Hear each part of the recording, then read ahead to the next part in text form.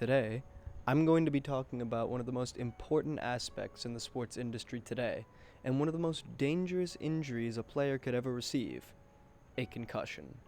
Most commonly received in football.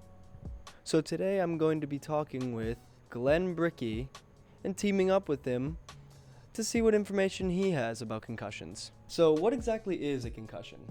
The best definition of a concussion today is it's a simple disruption of the normal neurological flow within the brain.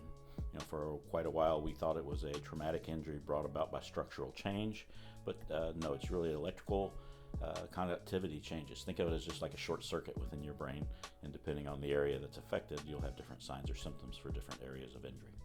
What exactly is your concussion protocol, and how can you tell the symptoms? Our concussion protocol is fairly elaborate. It's about a 14-page document. And one of the first things in that protocol is education of our coaching staff and our student athletes. Included in that are teaching them signs and symptoms of concussion. And there's probably over 50 signs or symptoms that we're looking for, but primary signs or symptoms would be headache, dizziness, change in vision, double vision, blurry vision, loss of concentration, a feeling of fogginess or inability to reason, change in ability to process mathematics, or also memory issues, both short-term and long-term, and the list goes on and on.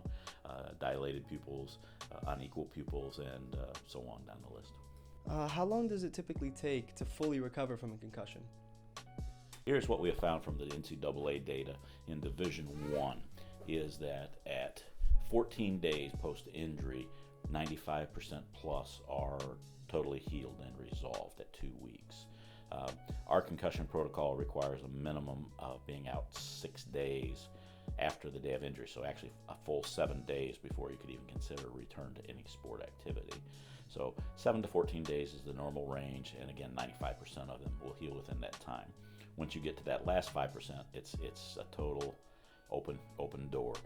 We've had severe concussions, particularly from auto accidents and student athletes who do not have total resolution at 3 months, 6 months, 9 months, even a year.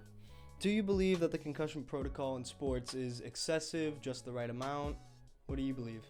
I can see it from two angles. One, if you look at what we did 10 years ago, it seems excessive. However, we have probably learned more about concussions in the past 5 years than we did the previous 25. So I think right now it's a series of best practices and is where it needs to be based on the information that we have.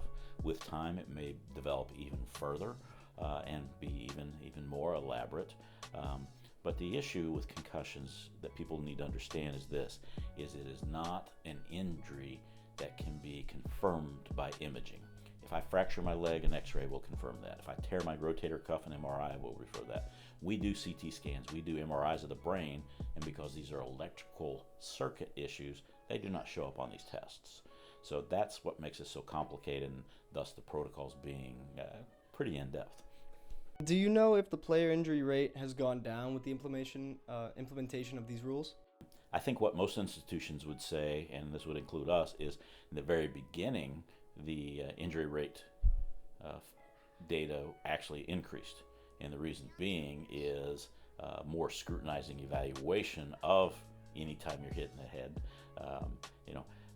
Years ago, you would say, hey, I got my bell rung and keep playing. Today, we know that that's actually a micro trauma, or it could be a minor concussion, and we need to deal with it. So I think originally everybody's data went up, which probably was alarming to a lot of people.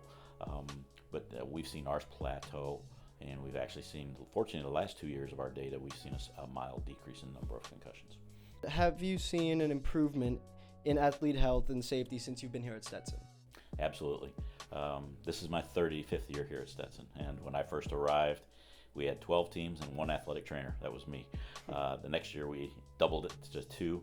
Currently now we have 450 athletes, but we have a staff of 10.